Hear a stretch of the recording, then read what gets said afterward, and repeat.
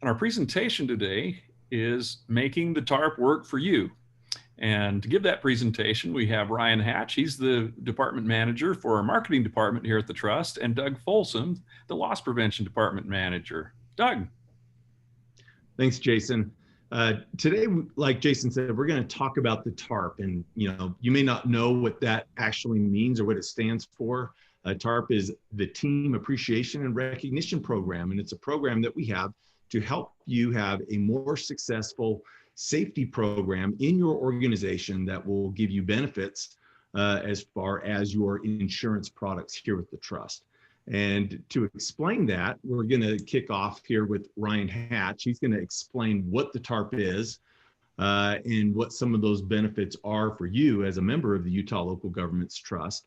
And then I'll follow up and we'll talk a little bit about how can we make the TARP really be successful in our organization so that we can maximize that benefit. So Ryan. Excellent. Thank you, Doug. And for those of you watching today, it's likely that you either have a TARP plan in place and you're just looking to tune that up, or maybe you're looking to implement one for the very first time. Either way, I think what Doug and I have to share should be helpful. So we're going to talk about the what exactly is the TARP, why are we doing it and focusing on it, and especially the how. That's where the rubber meets the road, and that's where Doug is going to help us identify the next steps to get us started. So first of all, the what. If you know the Trust at all, you know that we like acronyms, and TARP, as Doug indicated, stands for Team Appreciation and Recognition Program. So you can go to the next slide there, Doug. If you've met with us before to talk about this on a one-off basis, we have probably shared with you some of our data and statistics about the performance and the enhanced culture that you can have when you show an increased amount of appreciation and recognition to your employees. And that's really one of the things that TARP is designed to do, is to get everyone involved. So whether you are risk manager by title or you just wear that hat at the organization you're at, we are all essentially risk managers, and we're all looking to enhance a culture of safety and drive down losses and claims at our individual organizations. So to help you do that, the Trust has been able to give some discounts and additional monies back to our members when they participate in TARP. And so, Doug, if you go to the next slide there, we refer to these as returns and discounts. We do have a discount on your workers' compensation program if you carry workers' comp with the Trust.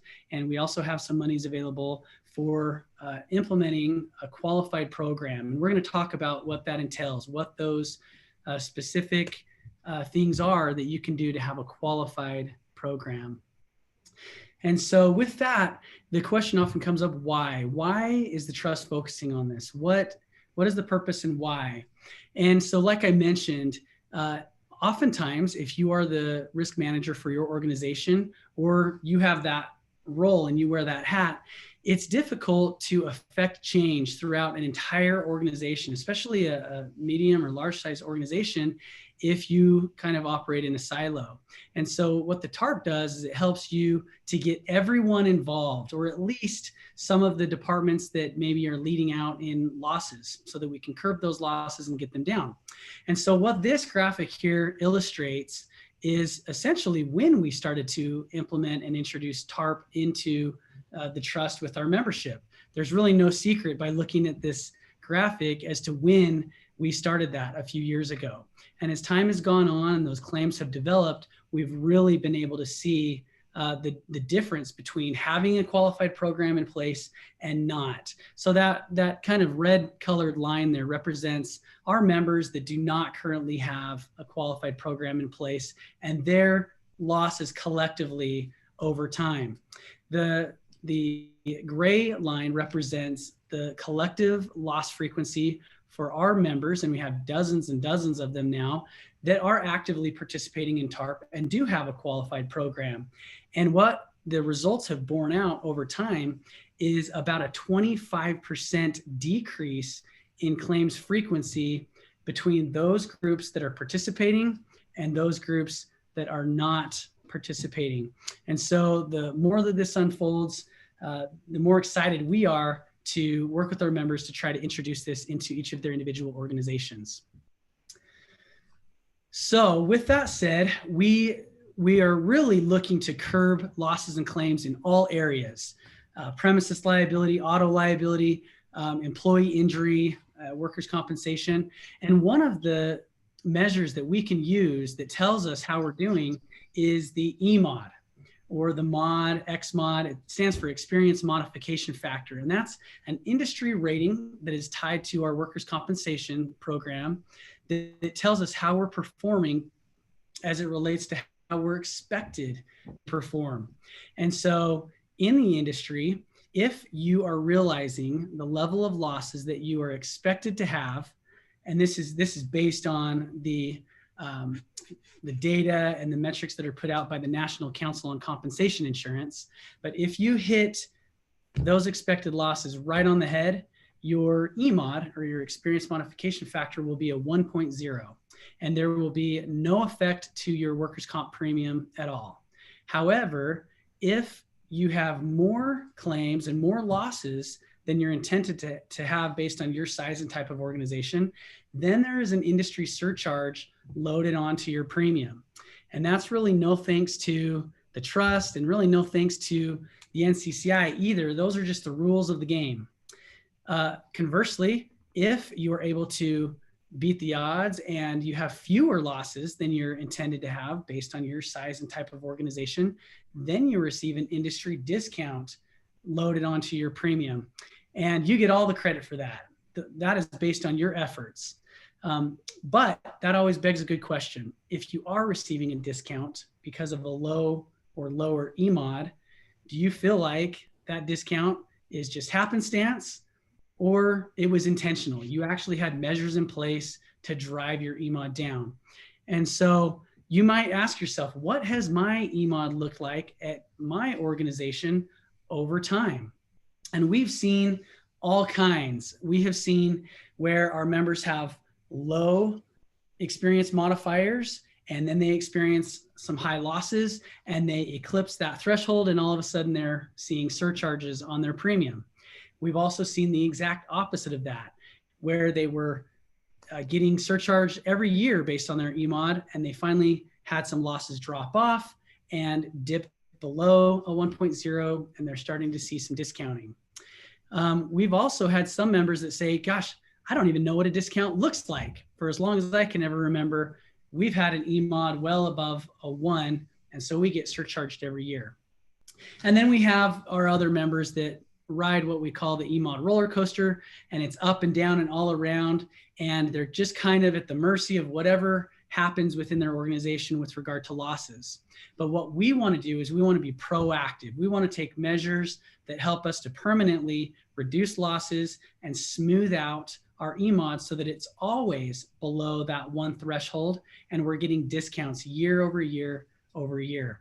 And we have a lot of members whose performance looks exactly like this line graph does right here, where they've had a relatively low number of losses intentionally for years on end. So what are some of the other benefits that we can realize? Money is always helpful. Whenever we can save on premiums, that's tremendously helpful for the organization. But even more importantly are the people. You know, keeping our employees safe and healthy and improving morale within the organization. When your employees are all on the job, they're not off on lost time due to an injury or an accident, we all benefit from that, and efficiency improves because everybody is exactly where they're intended to be working their job at the organization. And over time, your productivity will go up. And we've seen that happen over and over with some of these member organizations that have had the TARP going for a few years. So with that, our members often ask, how is this made possible? What can we do to make this possible?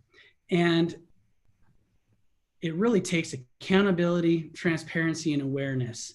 But these 3 components in and of themselves sound a little cliche.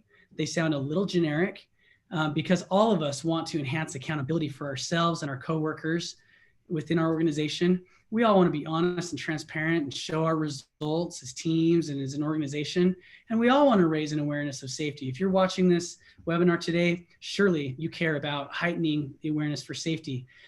And that's essentially how we do it, through those three components. But Doug is going to talk more specifically about how each of those things is made possible. So I'll turn the time over to Doug. So what are the key components that we're looking for? To have a qualified TAP program, we're looking for a team element. We're looking for some way that you're sharing the results of your efforts with your employees, with your staff.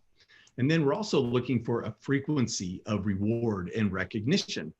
And these play right into that accountability, transparency, and awareness. And I think it's really important as we look at this, what is going to make us have a more successful safety program? What's going to make TAP successful for us in lowering our frequency of claims and our losses so that we can save that money and have a safer work environment is how well we engage, whether we engage in the safety program and how our employees engage in the safety program. And of course, employee engagement, there's another cliche for you. But why is that important and what does it really look like? Several years ago, we did a human resource management summit where we went around the state and did several different sessions talking about some HR issues. And one of the things that we did was we had a piece where we were talking about what motivates our employees. What really makes an employee, what gives them satisfaction in their job, what really drives them as a motivator in their job. And it was interesting, it wasn't money. We had like less than 10% of the people that responded back, said that money was the big motivator for them. Out of almost 200 responses that we got on this question, about 80% of these responses fell into, one of three categories: appreciation, a challenge, and teamwork. And, the kind of things that people said in describing what motivates them at work was like, receiving recognition, being thanked, for what they're doing, compliments about the job well done, feeling like what they do makes a difference, that it matters. They also was important when they felt like their boss understood what they were doing, the efforts that they made and the commitment they had. On challenges, people like to have different challenges, and sometimes that can give them some variety. So those were key words that people mentioned, was challenge and variety. Achieving goals, making a difference, again, meaningful purpose, being able to do my best. People don't want to be mediocre. People want to be the best at what they do. And also on the social aspect within a team, people liked being involved. They like being part of the decision-making process. They like sharing ideas. They like interacting with their coworkers, and feeling the support that they get from their teammates. And so as we thought about these things, that's kind of partly the birth of the team appreciation and recognition program, was combining these elements that we know motivate employees in their job. So let's talk about this first one, the team element. Obviously, using a team to create accountability does this on several levels. You want the individual to be accountable to you, their employer, but in a team, the individuals are also accountable to each other. So when we use a team to help people, perform better, we want to select those teams in a way that it's going to encourage them, help them be successful. That's the purpose of the team, is to help the whole group be more successful. So we may, choose a team where the employee is able to interact with their teammates during the day so that they can support and help each other. Sometimes we may have teammates from different departments that we're not interacting with every day, but we find another way to create some excitement and interaction and support within that team. But, we're really looking for something that will help the group, perform together better. In that team, people can feel like they're contributing to solutions, their input's valued. They may be participating in a safety committee where we're helping to identify, what's happened and what are the lessons that we've learned from past mistakes and what do we need to do to be better in the future. And also we can find ways within our teams to get input from our employees as to what they see as being ways to improve going forward. So in that team, we can create accountability and synergy so that a group together, achieves more. We also want to have shared results, this transparency. The employees need to know, how have we done in the past? What's our current performance looking like? Are we doing better or worse than in the past? And are we being successful right now? I'm without this kind of a program, chances are most of your employees have no idea whether your current safety performance is better or worse than it has been historically. So we find ways to share the results with the employee, both past performance as well as, how are we doing right now? And that helps the employee look forward to setting personal goals as well as team goals to be able to be safer in the future. So, we can use this as ways to share what we've identified as lessons learned, and we can also get employees to give us input. Some of our members use what they call a safety stand down, where you have a monthly meeting, we get all the employees together, the safety committee will present, last month's accidents or incidents, and we'll talk about, what did we identify as problems, the root causes here, and what are we going to do different going forward to avoid these in the future. And it also, they take advantage of the opportunity to open up to the group for comments on experiences that they've had with these kind of situations, and to help contribute ideas about how we can avoid those kind of mistakes in the future. And so it's using transparency in order to help educate the employee, but at the same time, the employee helps educate us. And so we need to have some way to share those results, with our teams, with our employees. Also, a monthly reward is a way we give that employee that pat on the back, some satisfaction for what they've done. We recognize their efforts. We recognize that the team's been safe the month before, and we give them some recognition or a reward for doing that. When we do this on a frequent basis, monthly, instead of like once at the end of the year, what happens is it's at the forefront of the employee at least once a month, but probably, even if we do it right, even more than that. And that awareness, that creates awareness for the employee. If they're thinking, hey, we just got this safety award, we just got this safety incentive, and that feels really good and we did a great job, then they're thinking about, how do we keep that up, so that we repeat this again next month, or so that we do better next month. And that awareness for the employee in how they're thinking about their work from day to day helps them work safer. Lots of times we talk about, employees being aware of their surroundings, as far as being safe. But we want to inspire that, to encourage that, and having this monthly recognition or reward appreciation for the employees helps them be more aware on a regular basis when they're thinking about that. And as a foundation under all of this, we talked about employee engagement, but actually just as important is the management engagement. If the top leadership in the organization is not involved in this program, and supervisors and their teams are just kind of off doing this on their own, it doesn't create the same accountability, the same transparency, and the same awareness as when you have the top manager involved in the process. So what does that look like? If your employees need to know that this is important to you, and if you put a positive spin on it, in emphasizing that importance to your employees, it will become important to them as well. So number one, be there, be a part of the process. When you start the program, be involved in introducing it and explaining it to the employees. Be there when the rewards and the incentives are handed out, and maybe even be the person who's handing out those rewards and incentives to employees. It gives you an opportunity to give the individual a pat on the back and say, congratulations, good job. Thank you. I really appreciate how you've been working safe and how you and your team together have been working safe, and that goes a long ways. It's great if your supervisor gives you that positive reinforcement, but it goes so much farther when it's the top executive, who is giving that positive reinforcement to the employees as well. Also, when the management is engaged, it gives you an opportunity to explain to the employees the value of what we're doing. You can share with the employees the results and how it's created a safer work environment for the employees, and express to them how important it is to you that your employees have a safe work environment. And that helps them feel valued. If their safety is important to you, then they feel valued to you.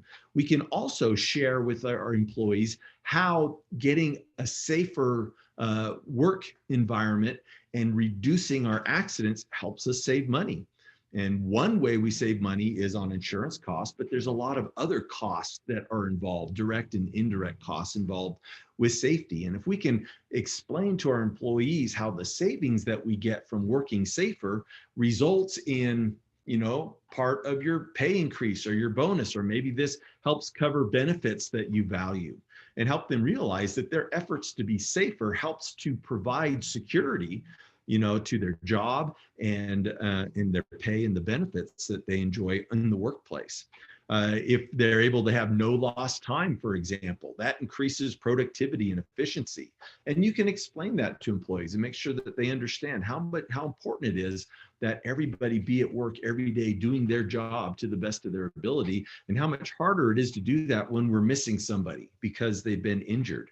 It's also an opportunity to improve on operations and to help when employees are being safer because they're better organizing their work environments and their processes, and they got cleaner spaces that they're working on because they're making these spaces safer. Again, the top manager can come out and recognize those improvements, and help the employees and reinforce for them how important that is in helping them have a safer work environment and have a successful safety program. There's things that we... Real quick, Doug, can I just interject right there? Yes. On that last slide, if you're able to go back to that last slide, one of the things that we've found, and I'm sure Doug would agree, is that those members that are the most successful with their individual TARP programs, because they're not all designed exactly the same, but those that are the most successful have each of these key elements within their program that Doug just outlined. And sometimes we find where one is lacking a little bit, and maybe they're not seeing the decrease in claims frequency that they had hoped to have. And usually when we revisit these key components, inevitably it seems like one of them is missing. Either they haven't organized their employees into teams to essentially hold each other accountable, or they don't share the results, so no one really knows who qualified on a monthly basis. Or maybe the reward is, like Doug said, an annual thing. And we really want to raise awareness. And if you want to raise awareness, you've got to have a frequent reward out there to propel that. And so really those best performing members have each of these key components working in concert with each other. So I just wanted to mention that. And when we're talking about that monthly reward too, it's also important, to realize that is something that needs to happen frequently, but it can't break the bank. And, we're looking for something that's small but motivating. We'll talk a little bit more about that in a second as we get into this. We also have some tools available to you that can help you with that transparency. We've got a couple different reports that we put together, and we can help provide templates for you so you can use something like this that can report, your teams and, which months your teams qualified for their TARP incentive or not. You can also have a line graph that may show how we're doing this year, versus past years on our claims frequency per month or our accident or incident rate per month. And we can also, have a pie chart on this form that shows, what portion of your teams have been accident free so far this year versus those that have accidents, so that employees can see exactly what's happening, not just in their team, but, as a whole organization. And the individual teams are able then to see how their contributions are contributing to the organization's success as well. So how do we get this going? The first thing we need to do is organize teams. And this can be kind of tricky. Some people may have really small organizations, or we may have really big organizations. If you've got a small organization, say you only have 2 people or 8 people, you may just have one team, and you base your program on all of you working together to be accident free every month in your one team. Sometimes if we have a bigger organization, we may break that out into more teams. And sometimes that may, and usually we'll see that broken out by department. And so a department may be a team. If it's a really big department, there may be teams within the department. It really what is going to work best for your organization. There's no rule on how big or how small the teams need to be. But just remember, the purpose of the team is to help the organization succeed, to help the team be able to be better, be safer. And so organize your teams with that in mind, so that the people that you put together on a team are most able to influence their safety and the safety of their teammates, or who can create some excitement or synergy for everybody's safety in some way. So people who work together, make good teams. Also, if you've got good team leadership, even if you have a mixed team, but you have good team leadership that can draw the team together and work together, that may work too. There's no rule on exactly how you do that, but we recommend, dividing it by people who are working together.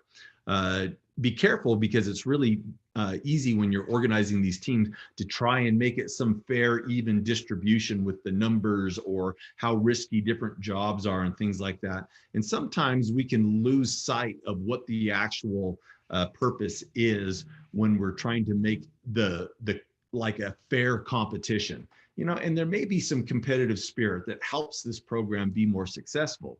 But if you make the purpose of the program, a fair competition, you lose the purpose of it being more successful and increasing safety. And that's really what we need to focus on, is teams that can help, them be safer. Hey, Doug, real quick too, just on that note, that's a really good point. One of the things that we've heard, some of the feedback that we've heard from our members, is that they like that they win and lose as a team, but their performance doesn't really depend on the success of others. Outside of their team, their success depends on just the success of their team alone. And so that's what's nice about it, is you can ignore what other teams are doing and just focus on really the performance of your team. Yeah. And what's the incentive here?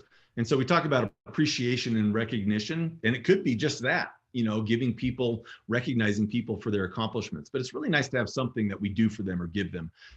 But we recommend that you choose an incentive that is going to be relatively small. We recommend a budget on this of something like $5 to $10 a month per employee, not really any more than that. We don't want to incentivize employees to not report accidents or injuries because they're missing out on some great big huge incentive. But it should be something that the employees will enjoy, that they'll appreciate, that they like, and that they can earn together, in those teams. And so examples, food is a frequent one. Lots of times we'll see a safety lunch where if we're, accident-free last month, then that team gets to participate in or have a safety lunch, next month, because to celebrate their success. Or it could be a breakfast. Sometimes it's a gift card, a $5 or $10 gift card someplace. And other ideas in some organizations have done is implementing giving out personal time off, for every month when an employee's team is accident free. So maybe you get 1/10 of an hour, of PTO for your team being successful last month. And over the course of a year, that can add up, to a free day or a day off of work. So there's a lot of different, ways we can incentivize our employees, but be careful not to make it something that's too huge. And then, finally, we need to get it started. And lots of times we've seen some of these organizations that take a lot of time figuring out the teams and deciding on incentive, and months go by and we're going back and forth. And again, I just really encourage you, keep it simple. Don't get too deep in the weeds trying to make it overly complicated. Really try and keep it something that you can put together easily and it's not complicated to track. Once we get a date set and we get our teams organized and our incentives identified, and we've figured out how we're going to distribute these incentives and how we're going to communicate with our employees their success, whether we're sharing reports or having meetings. And those meetings could be Zoom meetings, over the internet, where we talk about, what happened last month, and how we're going to change or do better. It could be in-person meetings if you've got small groups, and after COVID's over, hopefully, we can get back into doing regular kind of meetings, but make sure you've got that involvement in that transparency in there with the reporting and the discussion and the feedback that you can get from your employees. When you kick it off, make it exciting. make an event, make an event out of it. Have a breakfast or a lunch, and explain it to your employees, and help them see how exciting an opportunity they have to really achieve some success and be recognized for their success. Give them a taste of what the incentive is going to be. So give them the incentive that first month at that kickoff meeting, and have that lunch with them, or give everybody a little gift card for something, and just give them a taste of that. We're going to do this for you every month, that your team is accident free, and make it exciting. Be involved with them, stay engaged. Have your employees help them engage in the process. Listen to their feedback, and share with them, what we're learning from this, and try to be better as an organization and in our teams every month. And as a manager, as an executive, make sure that you're involved on a regular basis. Make sure your employees see you involved in your safety meetings, in your safety incentive meetings. Be involved in handing out those incentives. Be involved in being out there and saying congratulations, to those teams that are accident free, and maybe even make a big deal of it if a team goes accident free all year, and make sure that they get that feedback from you, and that you're engaged in this process together. If your employees are engaged in it and they're thinking about it, and it's something that they enjoy and appreciate, and you're engaged with it and interacting with them over it, I almost guarantee you're going to have a successful program. I think one good measure, if your program is put together right and it's being successful, is you will hear your employees talking about the program. Whether you call it TARP or whatever you call it, you'll hear them talking to each other about the safety incentive, whether they're going to get their safety incentive this month, or other ideas that they may be having. If you hear them talking about it, that's a pretty good indication that they are engaged, and you make sure you engage with them as well. Now, implementing this is an individual thing. It's going to be a little bit different for every organization, and we recognize that. Whether you're a large organization or a small organization, we've seen a lot of different organizations, who have implemented this, and we have lots of ideas that we can share with you. So if you have any questions about how to do this and how to make it work and how to make it fit your organization, give us a call. We're happy to talk with you about it and help you, figure out how to get this implemented and working for you. You can contact me or Ryan there, or you can contact your account executive or your loss prevention consultant, either, Jason or Brent here in the loss prevention department. Any one of us are happy to work with you and work with you on your ideas and how to make this program successful for you. So do we have any questions that we need to address? Yeah, I've got a couple of questions here. One of those is, how many employees do we need to participate? We have 2 part-time employees. Is that enough to have a program? Absolutely. Two is enough. 2, 3, 4, 5, you probably just have one team. You might not have multiple teams that way.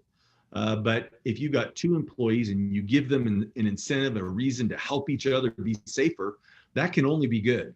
So absolutely. Next question. Let's see, this one's probably for Ryan. Is there a year-end reporting requirement to the trust for this program? Great question.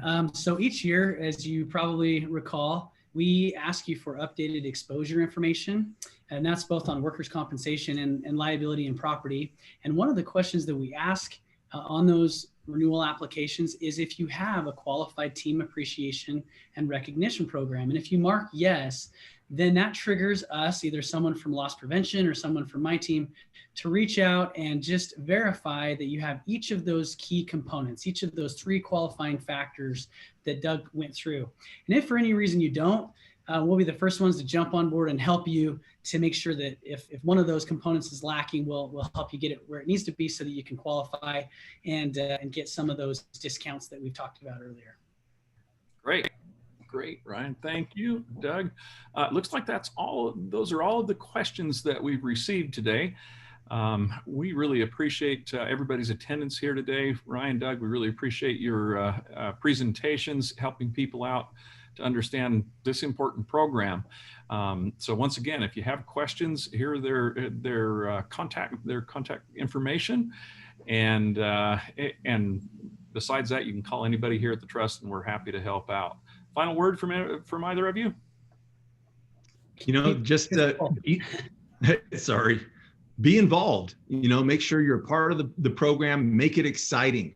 You know, and be enthusiastic about it. You know, and make sure that employees get a chance to feel, you know, their success and to own their success and to feel a part of, you know, what you're accomplishing together. I agree 100%. And I was just saying, keep it simple too. We all have a tendency to maybe get excited and overcomplicate things. So yes, just keep it simple and keep the enthusiasm like Doug mentioned. All right. Thank you very much. Hey, folks, everybody go out and have a safe day.